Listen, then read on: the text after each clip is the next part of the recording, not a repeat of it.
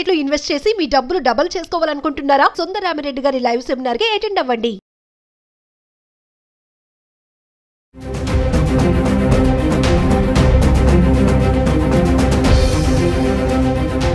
నమస్తే, welcome back to Suman TV. Present మనతో పాటు ఉన్నారు పబ్లిక్ స్పీకర్ రజనీ రామ గారు.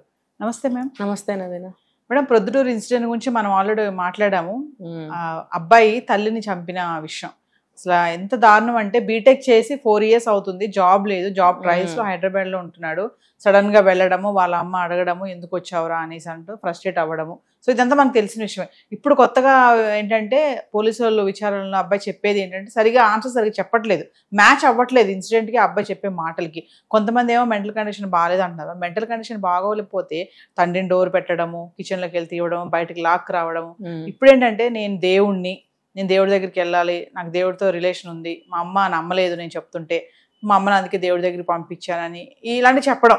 అంటే ఒకసారి మీరు కూడా ఆల్రెడీ ఈ న్యూస్ ఫాలో అవుతున్నారు కాబట్టి ఒకసారి నేను మొన్న వీడియోలో కూడా చెప్పాను, మానసిక పరిస్థితి సరిగ్గా లేదు అంటే అది నాకేం కరెక్ట్గా అనిపించట్లేదు. కానీ వాళ్ళ బంధువులు ఏం చెప్తున్నారంటే, మేము డాక్టర్కి చూపించాము, కొన్ని మెడిసిన్స్ కూడా వాడాము అని కూడా చెప్తున్నారు. అంటే వీళ్ళు తిక్కగా ఆయన ప్రవర్తిస్తుంటే తీసుకెళ్లారేమో, కానీ నిజంగా మెంటల్ కండిషన్ పాడైపోవడం అనేది ఏమి కనిపించట్లేదు. చాలా స్టడీగా ఉన్నాడు అబ్బాయి, చాలా నీట్ అండ్ క్లీన్గా ఉన్నాడు, మంచి డ్రెస్అప్ అయ్యాడు, తను ఏం చేయాలనుకున్నాడో చక్కగా చేస్తున్నాడు. తండ్రి ఎవరో తెలుసు, తల్లి ఎవరో తెలుసు, మరి ఉన్న దగ్గర నుంచి ఊరికి రావటం తెలిసింది. మరి డబ్బు ఎందుకు? మతిస్థిమితో సరిగ్గా లేనివాడికి డబ్బు ఎందుకు? అసలు ఆ డబ్బు ఏం చేస్తున్నాడు? ఇప్పుడు వాళ్ళకి కేసు ఎంక్వైరీ మొదలు పెడితే అన్నీ వస్తాయి. ఇప్పుడు ఆ అబ్బాయి ఎవరితో స్నేహం చేస్తున్నాడు, ఎవరితో ఉంటున్నాడు, ఇవన్నీ కూడా వాళ్ళు కనుక్కోవాల్సి ఉంటుంది. ఎందుకంటే ఇతని అలవాట్లు ఏంటి, అసలు అక్కడ ఏం చేస్తున్నాడు, ఉద్యోగం కోసం ప్రయత్నాలు చేశాడు అని మనకు ఒక పక్కన చెప్తున్నారు. నవీన గారు, ఉద్యోగం ప్రయత్నం చేస్తే 1 సంవత్సరం చేస్తే రాదండి. ఎందుకు రాలేదు? అప్పుడు ఎందుకు రాలేదు? ఇప్పుడు రావటం కొంచెం కష్టమేమో అనుకుందాం, అప్పుడు ఎందుకు రాలేదు మరి తెలియాలి వాళ్ళకి. అంటే సరి అయిన ప్రయత్నాలు చేయలేదో చేశాను అంటున్నాడు. అంటే మనసు పెట్టి గట్టిగా నువ్వు ఒక ఇదిగా చేసుకుంటే ఎవరికైనా ఎందుకు రావట్లేదు? అందరికీ వస్తున్నాయి కదా. మరి అతను ఉద్యోగం లేదు, డబ్బులు కావాలి మెయింటెనెన్స్కి. ఎంత డబ్బు కావాలి, దేనికి కావాలి, అసలు నీ అలవాట్లు ఏంటి, ఇవన్నీ తల్లిదండ్రులు కనుక్కున్నారా? కనుక్కునే ఉంటారు పోని. అందుకనే తల్లి నేను ఇవ్వను డబ్బులు, ఎందుకు ఇన్ని డబ్బులు అని అంటుంది. అంటున్నప్పుడు కొడుకు ఈ రకంగా కొంచెం పాడవుతున్నాడు అని తెలిసినప్పుడు మరి వాళ్ళు ఎందుకు గట్టి నిర్ణయం తీసుకుని గట్టిగా ఏదన్నా ఒకటి ఎందుకు చేయలేదు? ఆ అబ్బాయికి ఇలా ఉన్నాడు, వీడి కోసం ఏమన్నా చెయ్యాలి, కోసం అంటే ఇతనికి తీసుకొచ్చి ఇంట్లో పెట్టుకోవాలి, లేకపోతే ఇక్కడ దగ్గరలోనే ఏదన్నా జాబ్ చూపించాలి, లేదా కొన్నాళ్ళు ఏదన్నా ఒక కోర్సులో పెడదాము, ఇలాంటి ఆలోచనలు ఏమైనా చేశారా? తెలియదు, అసలు మనకి ఏమీ తెలియలేదు. అయితే అతనేమో ఎందుకు నువ్వు చంపేవరా నాయన అంటే, నేను దేవుడిని అని చెప్తే మా అమ్మ నమ్మట్లేదు అందుకని చంపేశాను. దేవుడు ఎక్కడన్నా చంపుతాడా? ఇప్పుడు తల్లే దైవ స్వరూపం అంటారు కదా. నువ్వు దేవుడివే. దేవుడు కూడా ఒక స్త్రీకి పుట్టినవాడే, తల్లి ఉంటుంది దేవుడికి కూడా.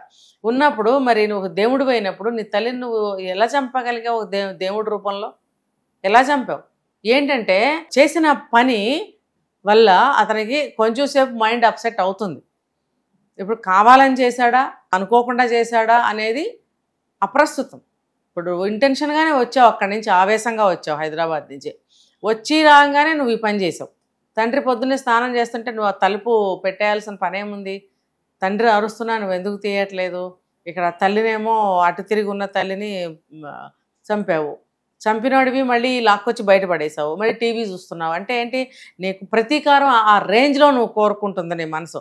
కాబట్టి ఆ ప్రతీకారం కోసం నువ్వు ఖచ్చితంగా చంపేయాల్సిందే, దీన్ని అంత చూడాల్సిందే కసిగా చేసేసావు. నువ్వు నీ మానసిక స్థితి సరిగ్గా లేకపోవడం కాదది.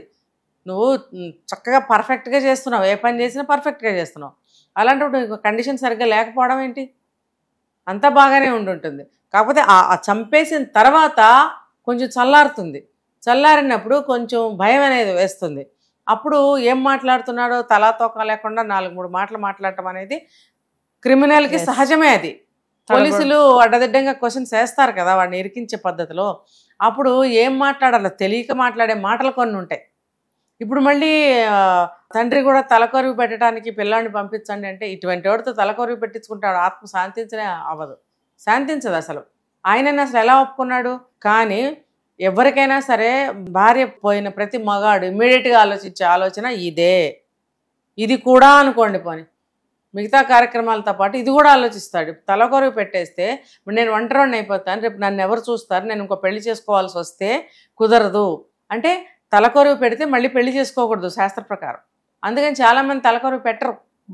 అందుకని చెప్పి ఈ అబ్బాయిని రప్పించండి అని అనుంటాడా, లేకపోతే ఒక్కగానొక్క కొడుకు కదా, ఆ కొడుకుతో తలకొరువు పెట్టించాలి కదా అని సాంప్రదాయానికి విలువిచ్చాడా ఏంటనేది ఆయనకే తెలియదు. రెండు విధాలా తప్పే. సరే నా జీవితం ఏంటి రేపొద్దున అని అనుకుంటే తర్వాత ఆలోచించుకోవాలి. మరి దాన్ని మనం తప్పు పట్టలేం. కాబట్టి ఆయన ఆ విధంగా పిల్లాన్ని పంపించండి అంటాం కూడా ఎవరు హర్షించలేదు. అటువంటి దుర్మార్గుడితో పెట్టిస్తే తలకొరివి ఆవిడ ఆత్మ శాంతించదు, అసలు వాడికి అర్హత లేదు అసలు. సో కాబట్టి అతన్ని అందరూ కోరుకునే కామెంట్స్లో కూడా ఏంటంటే వాడిని ఎన్కౌంటర్ చేసి పారేయండి, వాడిని అసలు బయటికి రానియకుండా చేయండి, ఇలాంటి దుర్మార్గుడు అని అంటున్నారు.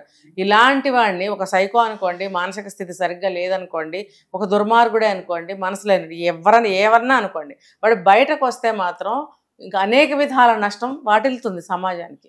రేపొద్దున ఆడపిల్లలకి గత ఏంటి? ఎక్కడన్నా ఆడపిల్ల మీద కన్నేసి దొరికిన కాడికి ఆ పిల్లని ఏదైనా చేశాడు అనుకోండి, రేపులు చేసి, అప్పుడు పరిస్థితి ఏంటి? ఇలాంటి వాళ్ళకి అసలు బయటకు తీసుకురాకూడదు.